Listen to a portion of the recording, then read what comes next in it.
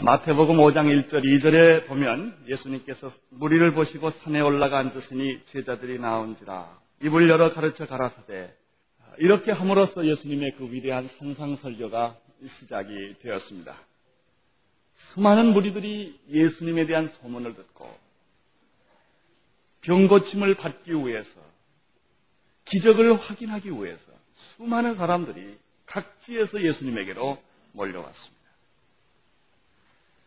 예수님께서는 이 무리들을 보시고 이 무리들이 천국에 대한 관심보다는 현실적인 이익, 자기의 건강, 어떤 호기심에 관심이 많은 것을 보시고 불쌍히 여기는 마음이 생기셨습니다. 아마 예수님께서 그때 찾아온 무리들을 보시고 깊은 불쌍히 여기는 안타까운 심정이 그들에게 향하여 있었으리라고 생각합니다. 그래서 예수님은 산에 오르신 것입니다. 많은 대중들의 인기와 관심 안에 머물기보다는 그분은 천국의 진리를 가르치시기 위하여 장소를 바꾸셨습니다. 산으로 올라가셨는데 제자들이 예수님을 따랐습니다.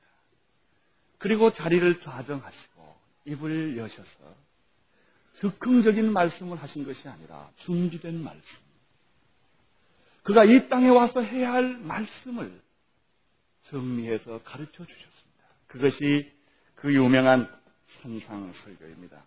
이 산상설교는 여러분이 잘 아시는 대로 마태복음 5장, 6장, 7장으로 구성되어 있습니다.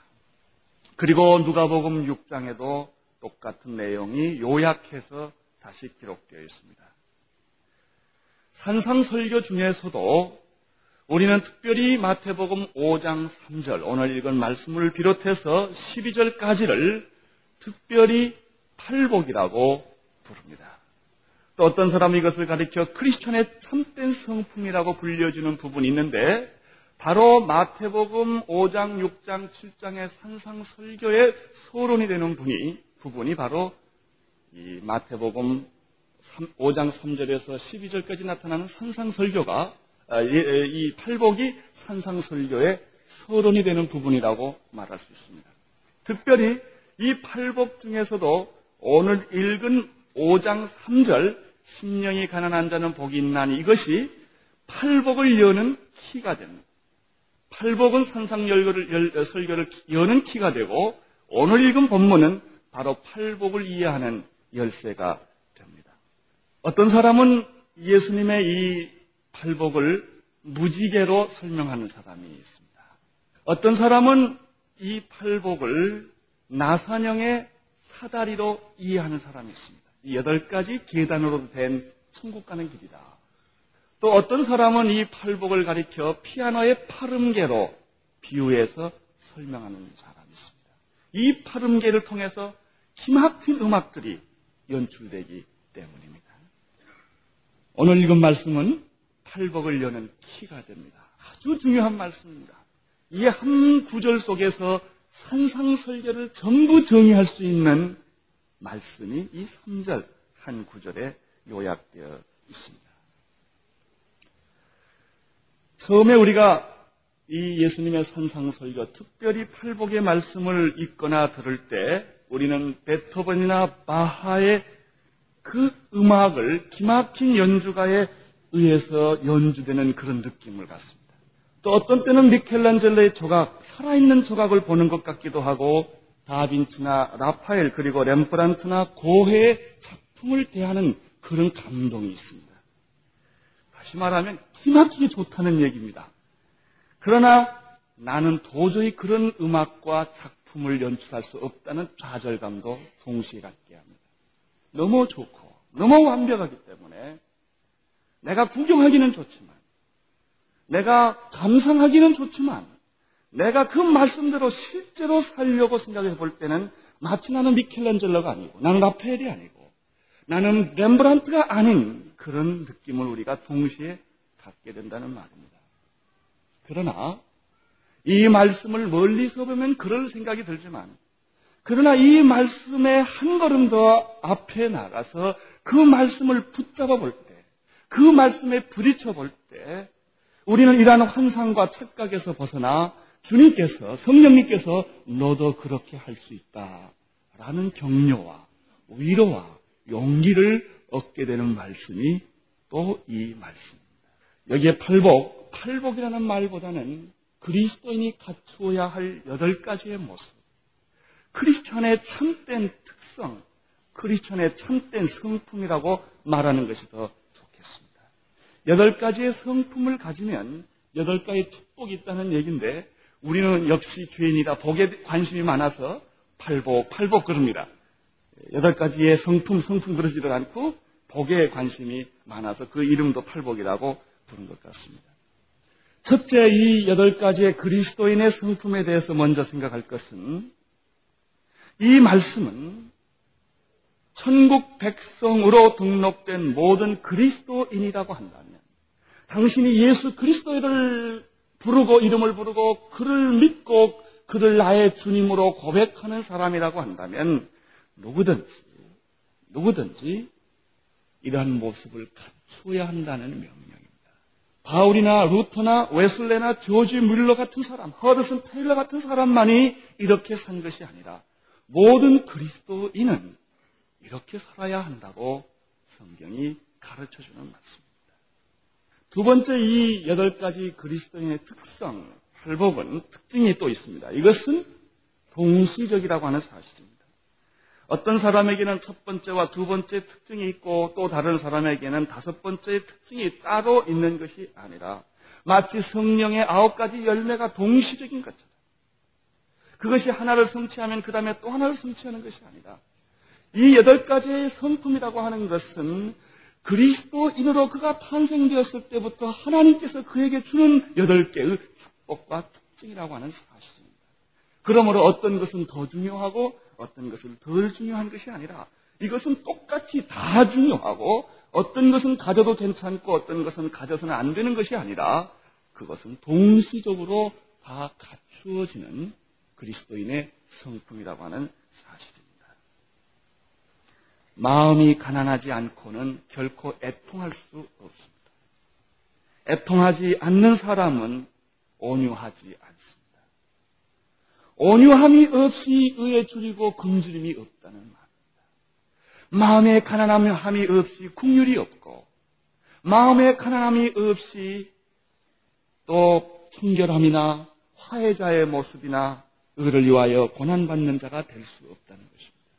그러므로 이 8가지 그리스도인의 특성, 참된 모습은 그리스도인에게 발견할 수 있는 8가지의 모습. 그것은 마치 어느 시각에서 보느냐에 따라서 이렇게도 보이고 저렇게도 보일 뿐이지 어떤 것이 더 특별하게 좋고 나쁨의 문제가 아님을 여기서 볼 수 있습니다. 세 번째, 이 8가지 크리스천의 특성, 팔복의 특성 중에 하나는 이 동시에 8가지의 성품이, 8가지의 모습이 한 가지라도 우리가 본래적으로 가지고 있는 것이 없다는 것입니다. 다시 말하면 천성적으로 이걸 타고난 사람은 하나도 없습니다. 생내적인 것이 아닙니다. 어떤 사람이 이런 사람이 있지요. 저 사람은 예수 안 믿어도 천국 가고 갈 것 같은 사람이 있지요. 성품이 착하다는 말이죠. 벌레도 죽이지 못하고 아주 착한 성품을 가지고 있는 사람이 있는데 저 사람이 천국을 안 가면 누가 가겠느냐고 말할 사람도 있어요. 그렇지만 그것이 예수님께서 말씀하시는 마음이 가난한 것과는 전혀 다르다는 얘기입니다. 온유하다는 것하고는 본질적으로 차이가 있다는 사실을 아십니다. 여기서 기록한 것은 인간은 누구든지 이 한 가지 성품을 본래적으로 가진 사람이 없다라고. 다시 말하면 이 8가지의 성품은 온전히 성령님의 도우심으로 하나님께서 특별하게 거듭난 사람들에게 하나님의 백성들에게 새로 입혀주는 옷이라고 합니다. 아담 이후에 타락한 인간에게는 본래적으로 선함이 없습니다. 악이 잠깐 감추어졌을 뿐이고 그것이 훈련에 의해서 노출되지 않을 뿐입니다. 그러므로 대부분 겉으로 착한 사람일수록 내적인 심한 갈등과 내적인 심한 위선이 있는 것입니다. 겉으로 볼 때 좋은 직업에 있는 사람이 갈등이 더 많습니다. 차라리 자타가 인정하기 죄인이 좋습니다. 누가 봐도 저 사람은 창녀다 이러면 깨끗해요. 근데 창녀의 직업을 안 가진 사람은 마음의 간물한 더 깊이 해요. 그 차이가 있을 뿐입니다. 겉으로 나타났느냐 안 나타났느냐일 뿐이죠. 죄성은 똑같습니다. 대개 그래서 지성인일수록 교활한 죄를 많이 짓습니다. 학문을 많이 하고 그리고 지식이 많고 여러 가지로 자타가 존경하는 직업에 가질수록 위험지수가 높습니다. 그 사람은 위선죄라고 하는 죄를 하나 더 짓기 때문입니다. 네 번째 이 팔복의 특징은 세상 사람들과 크리스찬들은 어떻게 다른가를 보여주는 구체적인 예입니다. 교회와 세상과는 어떻게 달라야 하는가를 보여주는 구체적인 실증입니다. 그렇습니다. 저희는 지난주에 이 산상설교의 서론을 말씀드리면서 크리스천은 세상 사람과 달라야 된다는 말씀을 드렸습니다. 교회는 세상과 달라야 된다는 말씀을 드렸습니다. 이것이 이 산상설교에서 계속적으로 강조하고 있는 부분이라고 말씀드렸습니다. 오늘날 우리 교회의 가장 큰 비극은 세상 사람들이 말하기를 교회가 너무 우리를 닮았다고 말하는 데 있다고 말씀드렸습니다. 너무 우리하고 같다. 생각하는 것, 말하는 것, 행동하는 것이 너무 우리하고 같다. 많은 세상 사람들이 우리에게 실망하는 것은 너나 나나 다른 게 뭐 있냐는 것입니다. 똑같이 거짓말하고 똑같이 사기치고 똑같이 위선적인 것.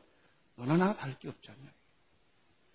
진정한 그리스도인은, 진정한 교회는 달라야 되지 않느냐는 것이 이 산상설교가 끊임없이 계속해서 우리에게 도전하고 있는 것입니다.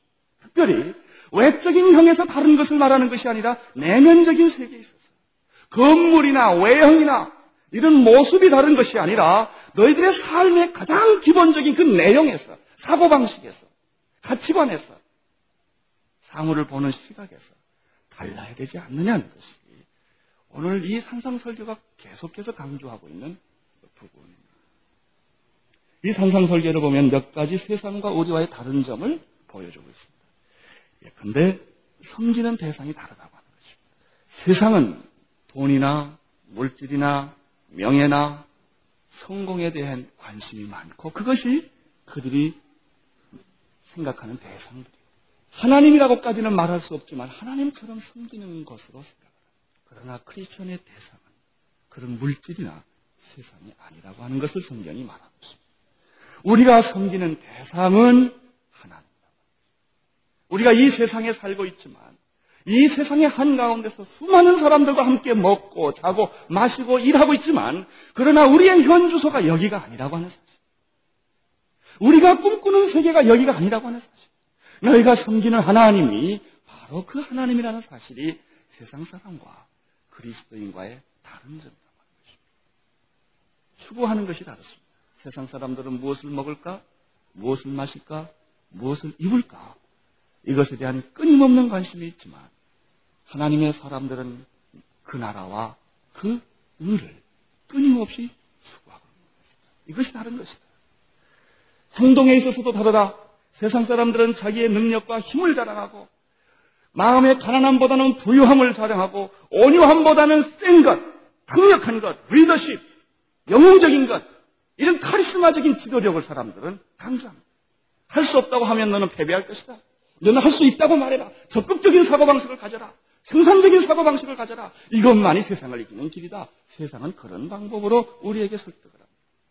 자기의 힘을 과시하게 하고 자기의 실력을 과시하게 하고 자기의 모습을 과시하게 하는 것이 세상적인 방법이라고 한다면 산상설교에서 보여준 크리스천의 모습은 반대로 자기의 무능과 무력, 자기의 한계, 자기의 약점을 자랑합니다. 그래서 하나님에만 전적으로 의지할 수밖에 없는 그런 인간. 그러나 결코 그것은 세상 사람들이 말하는 그런 바보나 무력함이 아니라고 하는 것. 이것들을 산상설교에서 보여주고 있는 것입니다.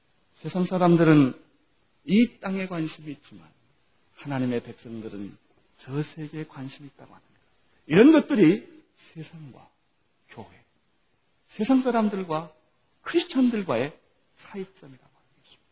이 차이점이 분명할 때 하나님은 영광을 받고, 이 차이점이 구체적으로 드러날 때 우리 하나님의 나라는 확장된다고 하는 것입니다. 다섯 번째 이 팔복의 특징은 아까 말씀드린 것처럼 외형적인 것이 아니라 거의 모두가 내면적인 것입니다. 이번에 광주에서도 이 본문을 가지고 세미나를 했을 때 어떤 목사님이 그런 질문을 했습니다. 광주 사태 최근의 일을 보고도 우리는 온유해야 합니까? 대답하십시오라고 질문을 했습니다. 그래도 그리스도인은 온유해야 합니까? 투쟁하면 안 됩니까? 아주 예민한 질문을 저희들에게 던져서 많은 생각을 했습니다. 그래도 우리는 온유해야 한다. 그래도 우리는 폭력을 써서는 안 된다. 그것이 바로 이 선상설계에 나타난 강조점이고 특징이다. 세상 사람들은 겉모습의 변화에 관심이 있습니다. 미모에 관심이 있습니다. 우리 오늘의 교인 가운데 미모에 너무 관심 있는 사람은 좀 곤란합니다. 화장에 너무 관심이 많은 사람, 옷 입는데 너무 관심이 많은 사람, 거기에 시간을 많이 보내신 분들은 조금 반으로 줄이시기를 부탁합니다. 지위에 관심이 있는 사람, 계급이 누가 높으냐, 계급이 높으면 목소리도 커지고 의자가 커지면 행동도 커지는 것이 세상입니다. 어떤 집에 사느냐, 20평에 사느냐 50평에 사느냐, 평수에 따라서 걸음걸이가 달라지는 사람, 20평 사는 사람은 뭔가 좀 죄송하게 살고 50평에 사는 사람은 뭔가 주인같이 살고, 이 세상 사람들의 생활 양식이 어떤 차를 가지고 있느냐, 어떤 훈장을 달고 있느냐, 거기에 따라 목소리의 크고 작음이 달라집니다. 이건 세상적 사고. 이런 외형적인데 주님의 관심이나 팔복에 관심이 있는 것이 아니라 팔복의 관심은 내적인 데 있고 영적인 데 있다고 하는 사실입니다. 다시 말하면 이 팔복을 가만히 보면 그리스도인들이 갖추어야 할 성품인 것을 발견합니다. 캐릭터. 어떤 성품을 가져야 하느냐. 내적인 가치관입니다. 사실 예수 믿기 제일 고통스럽고 성장이 안 되는 사람은 성격 못된 사람. 지식이 없어서 몰라서가 아니라 성격 못된 사람은 예수 믿기 참 어렵습니다. 뭐 방언하고 환상 보고 은혜 받고 기적을 아무리 해도 성격 못되면 원이칩니다. 여러분 성격 고치십시오. 성격 못된 거는 자기가 제일 잘합니다. 다른 사람한테 물어볼 게 없습니다. 자기가 제일 잘합니다.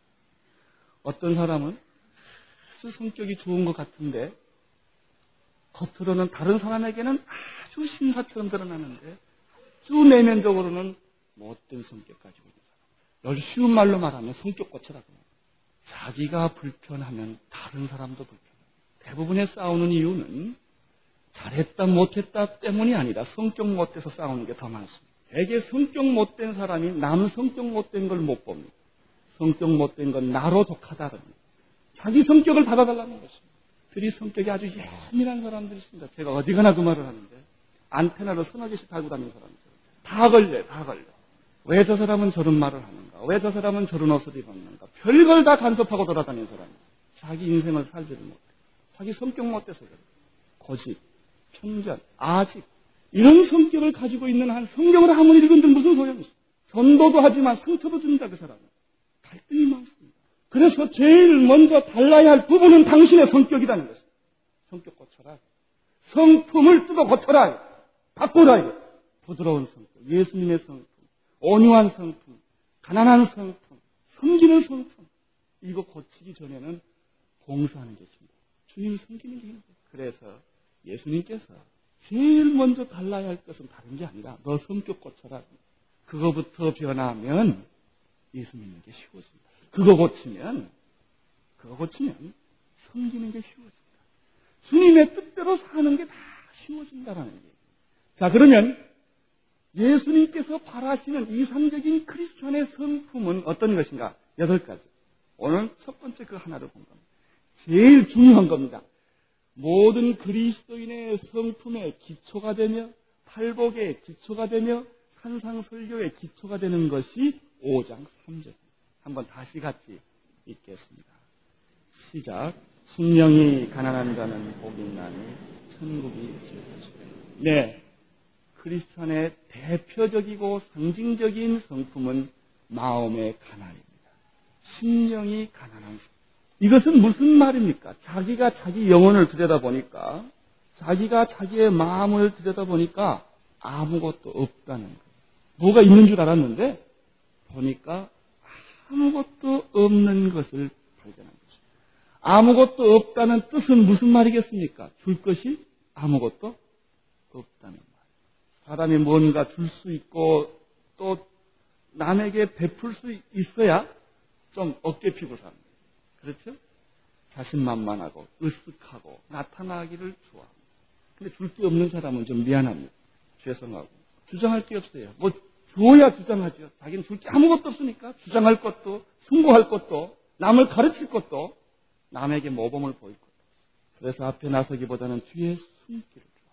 왜? 줄 게 없어. 자기 속을 들여다보니까 깡통이에요. 깡통. 아무것도 없어. 소문은 헛소문은 많이 날 수 있어요. 그러나 아무것도 없을 수가, 하나님께 드릴 것이 아무것도 없다는 사실을 스스로 발견할 때 우리는 하나님 앞에서 겸손해지지 않을 수가, 머리를 숙이지 않을 수가 없습니다. 기도가 자기의 의의가 아니고, 전도가 자기의 은혜가 아니고, 11조가 자기의 의의가 아니고, 봉사가 자기의 의의가 아니라는 사실을 깨닫게 될 때, 자기가 진실로 죄인이라는 사실을, 정말 하나님께 드릴 것이 아무것도 없다는 사실을 그가 발견하게 됐을 때 그는 당황하게 되고 머리 숙이게 되고 겸손해질 수밖에 없게 된다는 것입니다. 오직 공율과 은총, 사랑과 용서밖에는 기다릴 것이 없는 사람들, 이것이 바로 영적으로 가난하다는 뜻입니다. 구약에서는 이 가난의 의미는 물질적 가난을 뜻했습니다. 특별히 그래서 가난한 사람에게 관심을 갖도록 배려를 율법이 했습니다. 신명기 15장 11절에는 땅에는 언제든지 가난한 자가 그치지 아니하겠으므로 내가 내게 명하여 이르노니 너는 반드시 내 경내 내 형제의 곤란한 자와 궁핍한 자에게 내 손을 펼지니라, 이렇게 말했습니다. 그리고 구약에서는 좀 더 이런 또 표현을 하고 있습니다. 단순하게 물질적 가난만이 아니라 다른 것도 그 가난에 겹쳐서 생각을 했습니다. 시편 34편 6절에 보면은 하나님을 향해서 권고한 자, 이런 말을 썼기도 했고, 이사야 41장에 보면은 가련하고 궁핍한 자라는 말을 쓰기도 했습니다. 사실 그렇습니다. 가난해 보면 굉장히 물질이 없으면 하나님을 바라보고, 제가 전도사 시절 때 있었던 한 사건이 생각이 나요.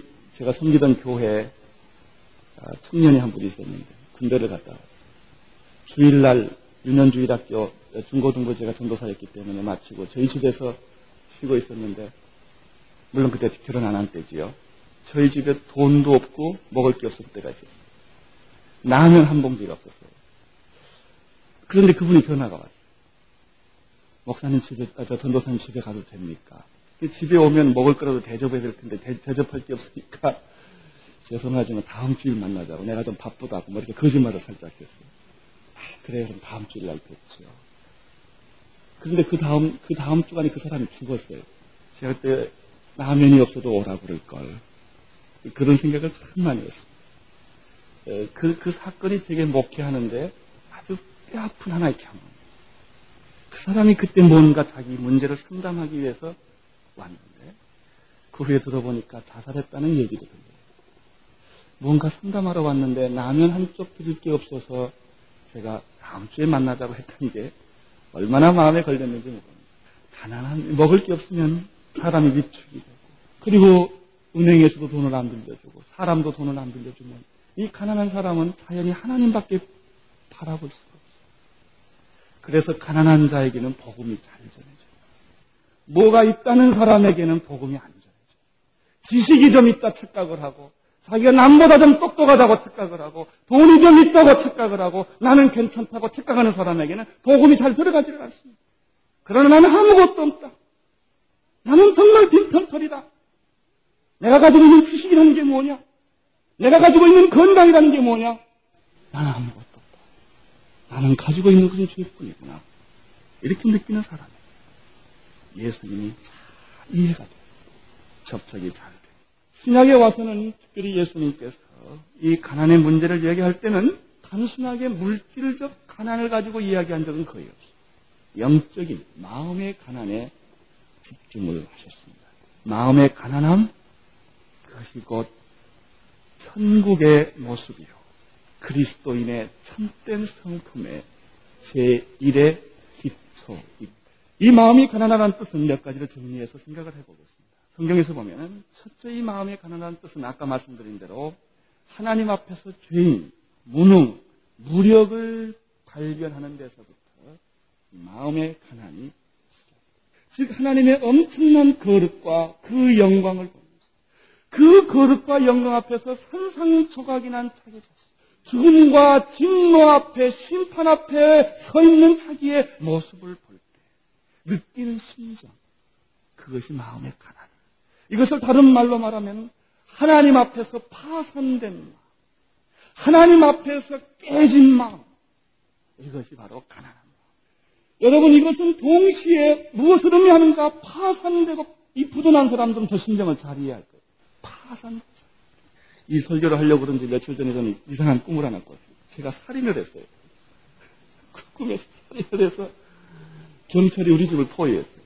아마 요즘 무슨 강력 사건이 많아서 그런지도 모르겠어요. 그래가지고 제가 잡혀가는 꿈을 꿨어요. 그때 그 심정이 그렇게 비참할 수가 없어요. 제가 전도했던 그 형제가 생각이 나요. 아, 그 형제가 이런 심정이었겠지. 그 꿈에서도 말이죠. 이제 나는 아내도 애기도 교회도 갈 수 없는, 나는 어쩌면 사형 선고를 받아야 했던 그런 사람이에요. 그래서 벌떡 깼어요. 깨니까 1시예요. 아트나 놀래면 사형무수의 모습, 수갑을 차고 사형 선고를 받는다. 더 이상 소망이 없는 사람. 그것이 바로 가난한 마음. 나는 더 이상 누구도 볼 수가 없다. 내 인생은 더 이상 살아갈 수 없는, 여기서 내 생애를 마쳐야 하는 그 마음. 구약에 이런 마음을 가진 사람이 있었습니다. 모세. 그는 살인을 했습니다. 애국은 살인을 했습니다. 애국으로 살인을 했습니다. 40년 동안 그는 살인자의 모습으로, 그는 그 말 못하는 짐승들과 풀 한 폭이 없는 광야 속에서 40년을 살았는데, 40년의 삶이란 뭔지 아십니까? 나는 아무것도 아니다, 그거예요. 그걸 40년 동안 내이고 살았어요. 나는 아무것도 아니다. 나는 아무것도 아니다. 어디 가서 강연할 때도, 설교할 때도, 나를 이야기할 때도, 패션쇼를 할 때도 없어요. 집자랑할 때도 없어요. 아무것도 아니에요. 이걸 40년을 겪고 난 모세가 하나님의 산에서 하나님의 음성을 들어요. 모세야, 모세. 깜짝 놀라요. 불꽃을 봐요. 내가 서 있는 것은 거룩한 것이니 내 발에서 신을 벗어. 하나님, 내가 여기 있습니다. 이때 하나님의 음성을 들어요. 모세야, 너는 내 백성을 탈출시켜라. 이때 모세가 뭐라고 말합니까? 하나님, 사람 잘 보셨습니다. 그렇게 말하지 않았습니다. 그렇습니다. 나입니다, 나. 이렇게 말하지 않았습니다. 하나님, 나는 아니. 모세가 얼마나 이 부분에 있어서 그가 강력하게 주장했는지 4번씩이나 거절합니다. 하나님이 하도 답답해서 내 손을 집어넣어라, 빼라. 문둥병 됐다 고쳤습니다. 지팡이를 던져라, 집어라. 뱀이 됐다, 다시 지팡이가 됩니다. 이런 기적을 내가 너에게 보여줄 테니까 너는 가라. 그래도 모세는 못 가겠다고 그랬습니다. 왜 그런 줄 아세요? 그의 마음은 하나님 앞에서 아무것도 아니라고 하는 것을 느꼈기 때문에 이것이 가난한 마음입니다. 구약에 또 한 사람이 있어요. 이사야 6장에 보면 우시야 왕이 죽던 때 이사야와 우시야는 친척 관계였습니다. 모든 권력의 배경이 끝났습니다. 그는 조용히 하나님의 성전에 찾아가서 무릎 꿇고 기도할 때 하나님의 스랍들이 나타나고 하나님의 천사들이 나타나고 하나님의 옷자락이 나타나기 시작했습니다. 거룩하다가 나타났습니다. 이때 이사야가 하나님을 보면서 하는 말이 있었습니다. 화로가 나여 망하게 되었다다. 나는 입술이 부정하고 나는 모든 백성 중에 부정한 사람입니다. 이것이 하나님을 보는 순간에 이사야가 외친 말. 이것이 가난한 마음. 하나님, 화로가 나여 망하게 되었다다. 신약에 이런 사람이 또 하나 있어요. 우리의 사랑스러운 베드로, 실수 많은 베드로. 밤이 맞도록 고기 한 마리 잡지 못했던 베드로, 예수님이 그 배에 가서 설교를 하시고 깊은 데로 데려가서 깊은 데로 그물을 던져라. 그물을 던졌더니 그물이 찢어질 만큼 고기가 걸려들었어요.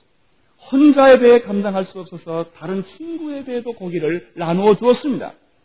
이때 베드로가 예수님 앞에 무슨 말을 했습니까? 주여, 나를 떠나시옵소서. 나는 죄인이다. 이것이 바로 가난한 마음. 이것이 크리스천의 마음.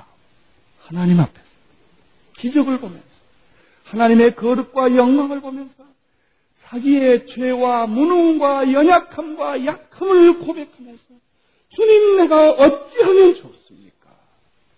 말하는 이 영적인 태도, 이것이 모든 크리스천의 태도입니다. 그래서 하나님이 제일 싫어하는 것 중에 하나가 영적 교만입니다. 영적으로 뭘 좀 알았다, 깨달았다, 내가 남보다 좀 더 신앙 경험이 깊다, 그래서 자랑하고 그것을 강조하고 그것으로 남을 억압하는 사람들, 그것으로 권세를 휘두르는 사람들, 하나님이 아주 싫어. 진짜 크리스천은 겸손한 사람, 자기가 아무것도 아니라고 고백하는 사람. 가난한 마음은 둘째, 마음이 파산된 사람은 단순하고 아무것도 주장할 수 없는 사람. 그가 하는 것은 주장이 아니라 기도뿐입니다. 단순하고 비어있고 깨끗한 사람입니다. 이제 그 사람은 더 이상 자신의 힘에 의존하지 않습니다. 자신의 지식과 능력을 의존하지 않습니다. 어린아이 같은 마음으로 변해졌습니다. 이렇게 되면 아주 단순해집니다. 여러분과 내가 훈련해야 될 것 중에 하나가 버리는 겁니다. 자꾸 버려보십시오. 그리고 집도 단순하게, 생활도 단순하게, 모든 라이프 스타일을 단순하게 만드는 것이 크리스천의 삶입니다. 소유가 많으면 걱정이 많습니다. 재산이 많으면 걱정이 많습니다. 지식이 많아도 걱정이 많습니다. 여러분, 크리스천의 삶은 주장하는 삶이 아니요 순종하는 삶. 많은 것을 소유한 삶이 아니라 많은 것을 포기한 삶입니다. 이것이 가난한 사람의 모습입니다. 이렇게 사는 사람에게는 성경이 다음과 같이 말하고 있습니다. 천국이 내 거다. 너는 천국을 산다. 마음이 가난해진 그 상태가 바로 천국을 사는 것이다. 단순해진 상태가 천국을 사는 것이다. 포기하는 것이 천국을 사는 것이다. 주장하면 지옥을 산다. 남을 지배해도 지옥을 산다. 소유가 많으면 지옥을 산다. 그러나 모든 것을 포기하고 쉽게 살면 천국을 산다. 마지막으로 가난한 마음이란 그렇기 때문에 하나님만 의존하고 그의 은혜와 긍휼 그리고 사죄 은총을 바라는 마음입니다. 어떤 사람은 이런 사람이 있어요. 부족하고 실력도 없고 가난한데 성격도 못된 사람이 있어요. 아주 참 안 됐어요. 없으면 겸손이라도 해야지요. 그래야 얻어먹을 게 있지요. 오늘 굶는데 자존심 상해서 못 얻어먹겠다 이거예요. 그럼 굶어야지요. 뭐 없으면 겸손해야 돼요. 뭐 덜 된 지식이면 완전한 지식 앞에, 하나님 지식 앞에 겸손해야지요. 하나님을 의지하세요. 하나님을 의존하세요. 연약한 인간이 하나님께 나가는 게 당연하지 않겠습니까? 그런데 못된 성격, 잘못된 자존심 가진 사람은 하나님께 꺾이는 게 싫어서 내가 꺾이나 봐라. 죽이고 안 꺾이려고 말이죠. 부인이 그렇게 전도해도 내가 왜 교회 가? 왜 가? 아이 누가 안 가고 말이죠. 그건 내가 왜 머리 숙여? 싫어. 목을 뻣뻣이 세우고 다리 꼬고 앉아가지고 뭔가 덜 익은 밥을 먹은 사람 같이 아주 뒤틀린 모습으로 앉아요. 하나님께 순종 안 하겠다는 것입니다. 하나님께 안 꺾이겠다는 것입니다. 꺾여야지요. 꺾이는 게 축복입니다. 여러분, 하나님께 나오는 게 정상이요. 하나님께 무릎 꿇는 게 정상임을 아십시오. 그것이 진실한 것입니다. 마음의 파탄과 자기 자신의 부족을 느끼는 것만이 전부가 아니라 적극적으로 하나님을 의지하고 그 은혜와 긍휼을 사모하는 것, 그것이 가난한 마음입니다. 누가복음 22장 42절에서 우리는 이 마음을 발견합니다. 예수님이 이렇게 말했습니다. 아버지여, 만일 아버지의 뜻이여든 이 잔을 내게서 옮기시옵소서. 그러나 나의 원대로 마옵시고 아버지의 원대로 되기를 원하나이다. 이것이 가난한 마음. 자기의 계획과 방법과 뜻을 포기하고 하나님의 방법과 하나님의 뜻과 하나님의 계획에 순종하는 것, 그것이 바로 예수님의 마음이요, 가난한 마음입니다. 여러분에게 이 마음의 축복이 있기를 바랍니다. 기도하겠습니다. 하나님 아버지, 높아진 마음을 낮추게 하시고 교만한 마음을 헐어버리게 하옵소서. 주장하고 고집 세우는 마음을 바꾸어서 겸손하게 하시고 순종하는 마음으로 성령님 축복해 주옵소서. 열등감과 패배감과 좌절감에서도 해방하게 하시고 동시에 우월감과 교만 그리고 오망에서도 해방받게 하옵소서. 예수님 이름으로 기도드리옵나이다.